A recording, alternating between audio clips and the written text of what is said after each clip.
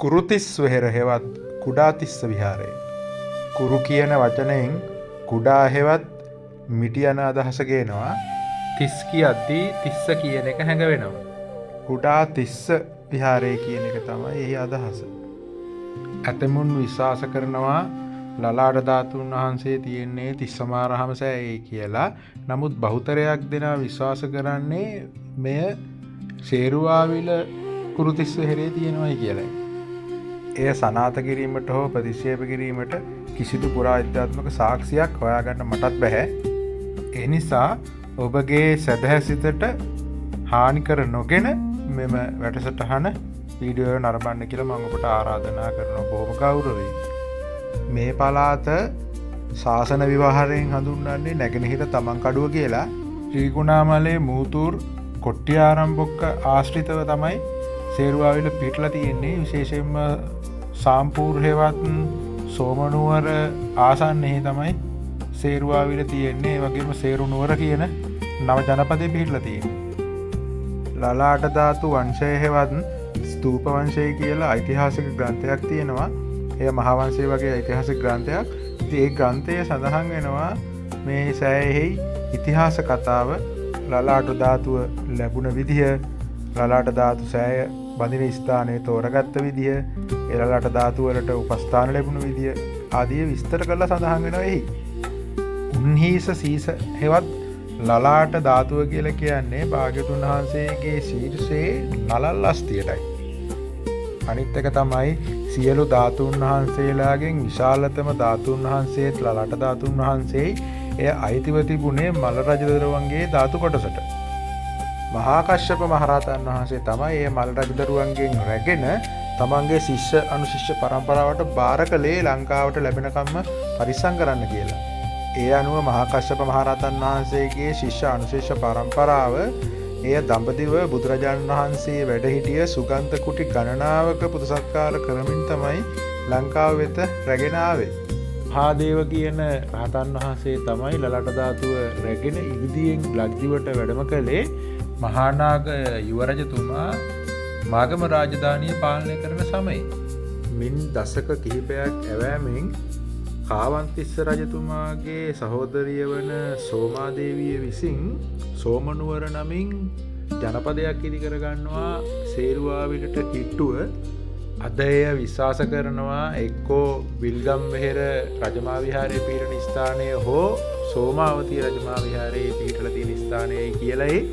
සෝමනුවර දකුණු දළදාව තැන්පත් කොට සෑයක් ඉදි කරයි කියලායි සඳහන් වෙන ඉතිහාසයේ.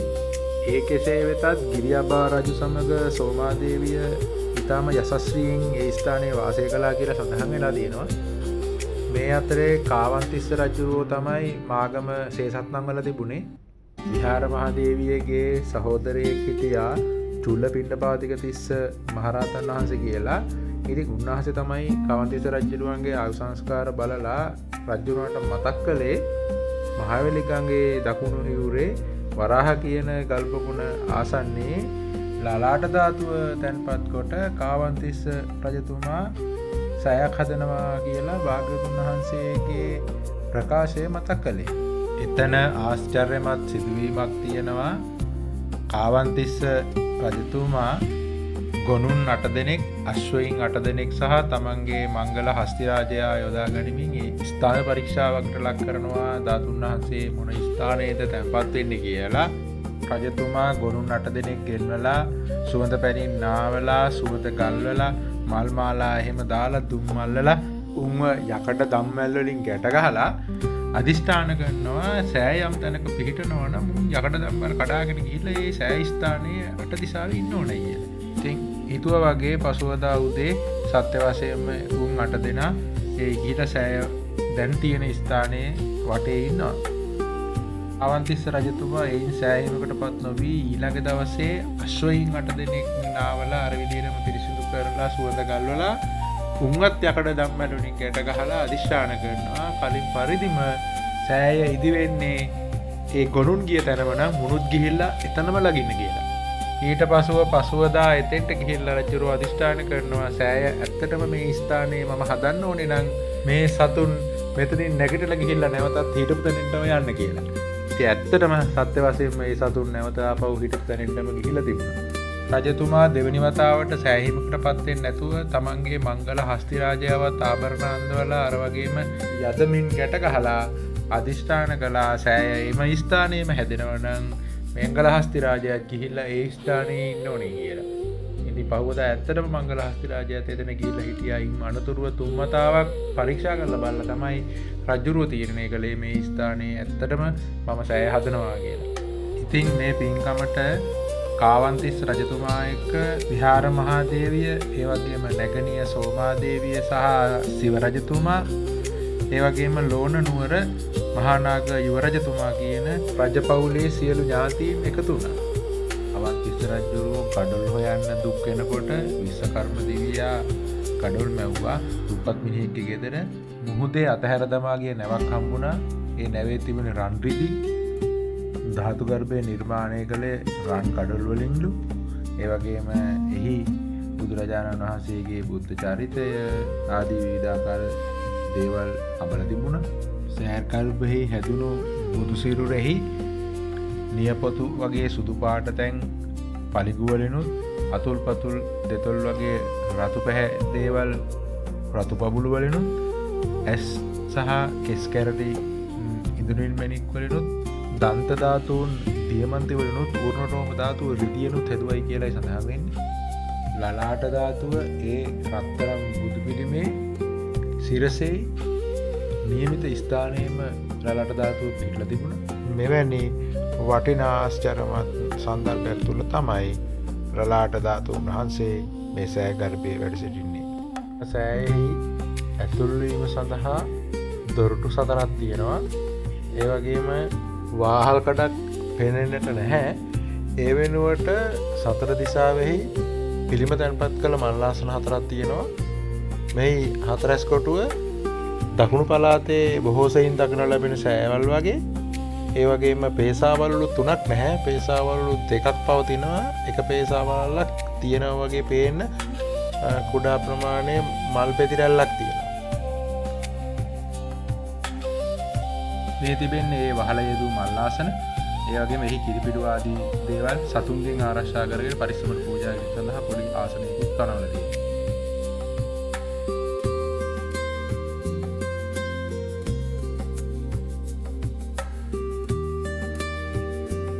බොහෝම මෑත භාගයේදී ඒ බිමේ පිළිම මන්දිරයක් එහෙම නැත්නම් ප්‍රතිමා ගෘහයක් සොයාගත්තා. මේ එම ප්‍රතිමා ගෘහය ඒ වගේ මෙහි විශේෂත්වයක් තියෙනවා. ඒ තමයි එහි පැරණි ප්‍රතිමාව තැන්පත් කොට තිබූ තැන නිදන් වස්තු තැන්පත් කළ ස්ථානය හොඳටම අපිට බලා ගන්න පුළුවන්. අතටත් යන්ත්‍රගල සහ එහි පියන හේවත් විදානය මනමින් බලා ගන්න පුළුවන්. වත්මන් විහාරාධිකාරියට හා පුරාවිද්‍යාවට අපි ස්තුති කරන්න ඕනේ මේ වක්ත මේ විදියට බලන්න සංරක්ෂණය කරලා දුන්නේකට. මෙන්න මේ අයුරින් තමයි එය පිළිලා තිබිලා තියෙන්නේ. එහි දොරටුවේ සඳකඩ පහන හුඟක්ම විනාශ වෙලා. සේරවිල කියන්නේ නිරන්තරයෙන්ම අලි කැවසෙන ප්‍රදේශයක්. අලි සෑහෙන ප්‍රමාණයක් ඒ වටේ මිනිස්සුන්ට ගොවි තැන් වලට එහෙම කරදර කරනවා.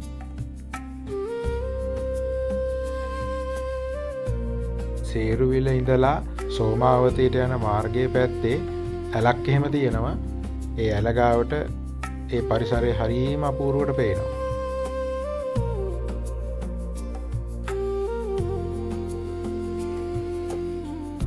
මේ සේරුවාවිල ඓතිහාසික බෝධි මණ්ඩපේ එහි ඉදිරිපස පුන්කලස් මුරගලක් සහ පැත්තෙන් ආසනයක් තියෙනවා. විශේෂ ආසනයක්.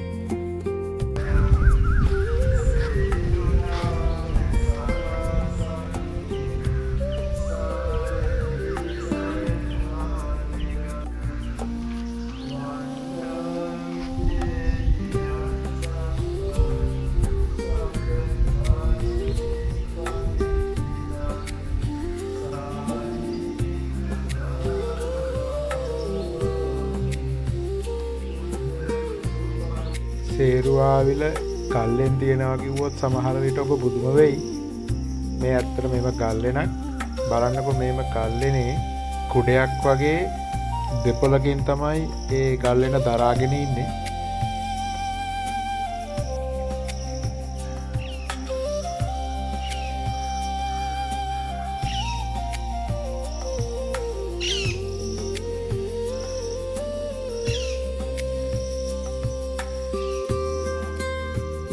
මේ ඇත්තටම ගල්ලෙනක් නෙමෙයි.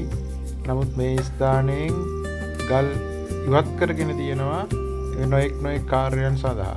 වහලයක වැනි යමක් තිබු කටරටාවක් තියෙනවා.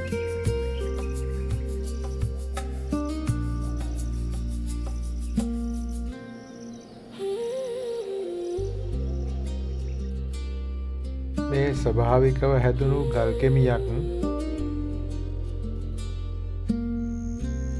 මේ සේරුවාවිල තියෙන දෙවන ගල්ලෙන මැනවින් කටාරම් කොටලා තියෙනවා.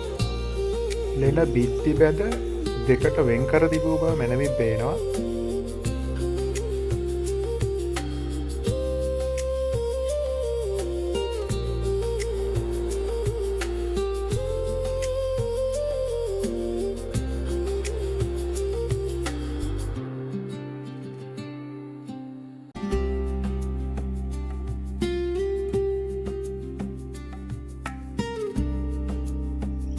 මේ පෙන්වෙන්නේ වරහා සොඬි නමින් හඳුන්වන ගල් කෙමිය.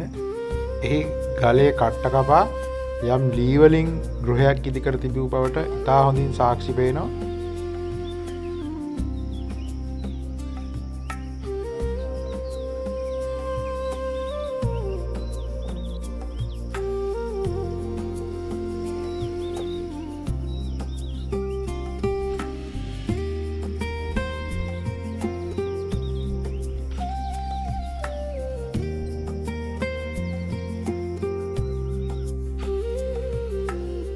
එහි යම් ගොඩනැගිල්ලක් ඉදිකර තිබූ බවට සාක්ෂි හොඳටම පේනවා. මේ නිදන් තිබිච්ච ගල් කෝවල් එහෙම නෙවෙයි මේ ගොඩනැගිල්ලක කණුපාදන්.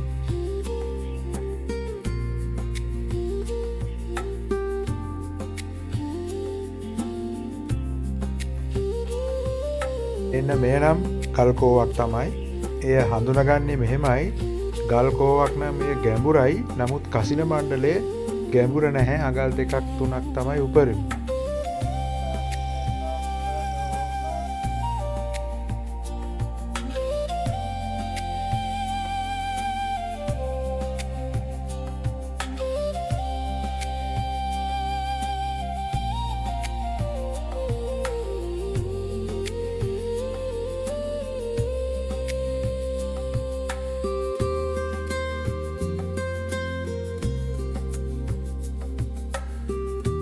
එය තරමක විශාල පොකුණක්.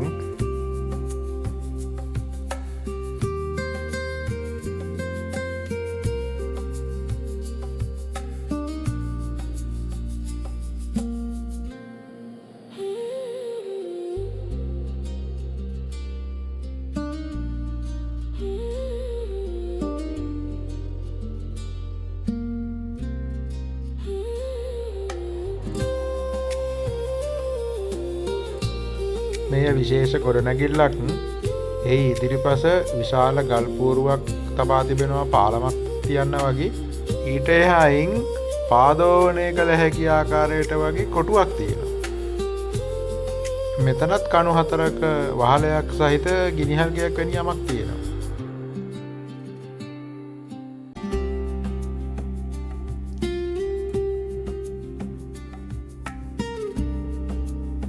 මේ සේරුවාවිලටම ආවේනික මුරගලක්. මෙහි අග කොටස කැඩීම වැළැක්වීමට විශේෂ කොටසක් තියෙනවා. අගය කළ යුතු දෙයක් තියෙනවා. ආබාධිතයින්ට පවා යා හැකි රෝද පුටු ගෙන යන්න පුළුවන් මාර්ගයකුත් ඉදි කරලා තියෙනවා. සේරුවාවිල විහාර භූමියේ නටබුන් ප්‍රදේශය විශාල වශයෙන් පැතිරිලා තියෙනවා. තැන තැන විසිරුණු ගොඩනැගිලි රාශියක නටබුන් අපිට එහිදී බලා ගන්න පුළුවන්.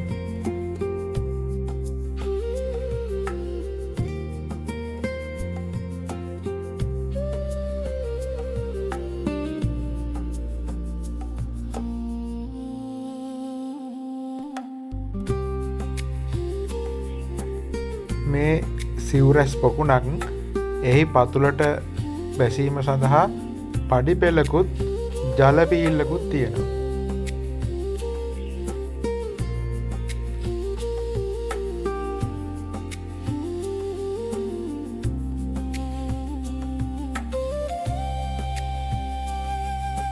පූජා භූමියෙහි දේවාල දෙකක් දකින්න පුළුවන්. මේ එක දේවාලයක් පුල්ලයාර් දේව ප්‍රතිමාවක් එහි තැන්පත් කර තියෙනවා.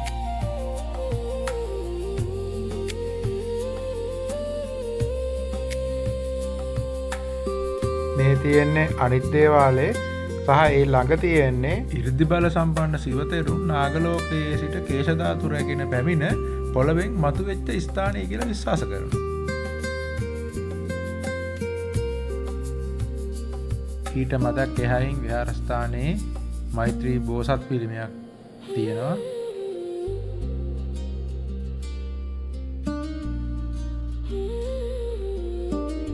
මේ සුවිශේෂ මණ්ඩපයක් ඇතැම් විට පිරිත් මණ්ඩපයක් වගේ දෙයක් විය හැකිව තියෙනවා.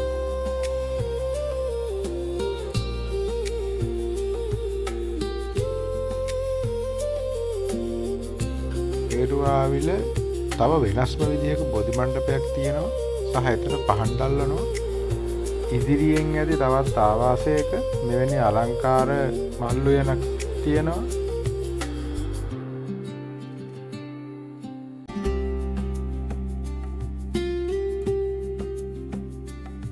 ඉදිරිපස සංඝාවාසය එහි සේරුවාවිල සරණකීර්ති අනුනායක හාමුදුරුවන්ගේ ඡායාරූපයක් තියෙනවා.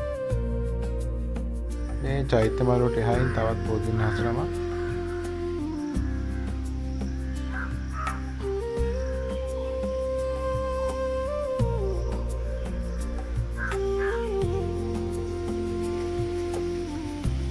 මේ එම බෝධීන් වහන්සේ ළඟ අලංකාරව සකසන ලද පහනක් තවත් පූජනීය සහ පූජා වස්තු රැසක් කෞතුකාගාර පරිශ්‍රයේ තබා තිබෙනවා.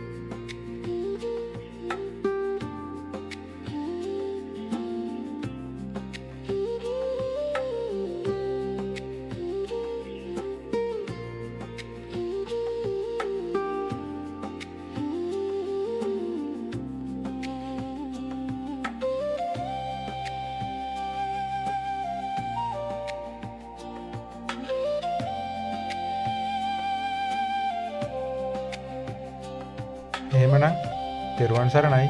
සේරවිල ලලාට ධාතුන් වහන්සේට නමස්කාර වේවා. සාදු සාදු සාදු.